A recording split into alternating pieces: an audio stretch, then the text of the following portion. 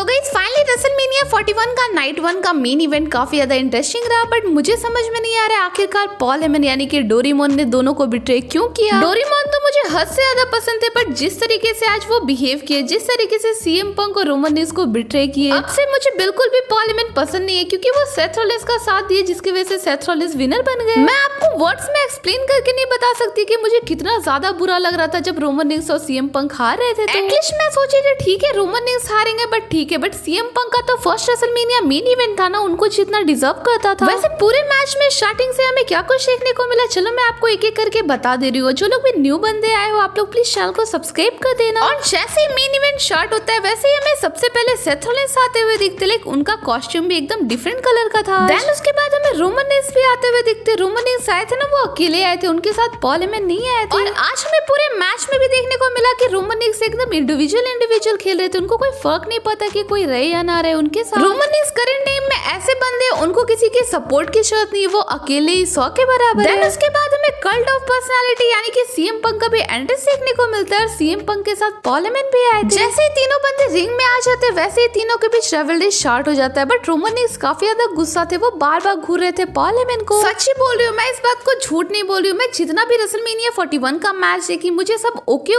Types लगा, किसी में भी उतना हाइप नहीं था, बट ये वाला match triple threat match one of the best list में आ सकता है मेरे, क्योंकि मुझे पर्सनली काफी अच्छा लगा, काफी अच्छी स्टोरी लाइन थी। स्टार्टिंग से ही हमें रोमन रेंस और सीएम पंक का फाइट देखने को मिलता है, दोनों एक दूसरे को डोमिनेट कर रहे थे, और पॉल हेमन बस बैठ के नोटिस कर रहे थे कि कौन क्या कर रहा है, लेकिन इनका ये पूरा मास्टरमाइंड रहा पूरा गेम चेंज करने के पीछे। एक मोमेंट में हमें ऐसा भी देखने को मिलता है कि सीएम पंक और सेथ रॉलिंस एकदम जंगलियों की तरह भिड़ गए थे एक दूसरे के साथ। सेथ रॉलिंस तो गार्बेज कैन उठाते उसी से अटैक करने लगते सीएम पंक के ऊपर, बेचारे सीएम पंक फाइट बैक भी नहीं कर पा रहे थे उस मोमेंट में। कुछ टाइम के लिए दोनों अकेले ही फाइट करते। देन हमें देखने को मिलता है कि रोमन रेंस भी आते लास्ट में और डाइव लगा देते दोनों के ऊपर, और फिर हमें रोमन रेंस का डोमिनेंस भी देखने को मिलता है। रोमन रेंस शेयर साइड करते अनाउंसमेंट टेबल के ऊपर ही पटक रहे थे दोनों बंदे को, लेकिन मजा आ रहा था देखकर, ऐसा लग रहा था कि कौन विनर होगा ये प्रेडिक्ट करना काफी ज्यादा डिफिकल्ट था उस टाइम में। और तो और हमें बीच बीच में समन ड्रॉप भी देखने को मिलता है, लेकिन पूरा मूव्स भी लगा आज के रेसलमेनिया के मेन इवेंट में। और एक मोमेंट देखने को मिलता है जहाँ पे रोमन रेंस सुपरमैन पंच लगाने की कोशिश करते हैं सीएम पंक को, बट सीएम पंक लगाने नहीं देते। सीएम पंक का हमें विंटेज वाला पंक साइड देखने को मिलता है जहाँ पे उनका पूरा डोमिनेंस दिखा, और एक मोमेंट में ऐसा भी लगा था जहाँ पे सीएम पंक अकेले ही दोनों बंदे को हैंडल कर रहे थे, लाइक दोनों को डोमिनेंस कर रहे थे अकेले ही। फिर आगे एक और मोमेंट देखने को मिलता है जहाँ पे सीएम पंक लाइक पिन कर दिए थे रोमन रेंस को, but Roman Reigns kick out कर देते। और मुझे भी पता है रोमन रेंस इतना इजीली हारने वाले बंदे नहीं है, इसलिए मैं इतना टाइम से इस मैच को देखने के लिए वेट करी थी सुबह 4:30 बजे से। और फिर हमें ये भी देखने को मिलता है कि सेथ रॉलिंस फ्रॉग स्प्लैशेस लगाते हैं सबके बीच में। यार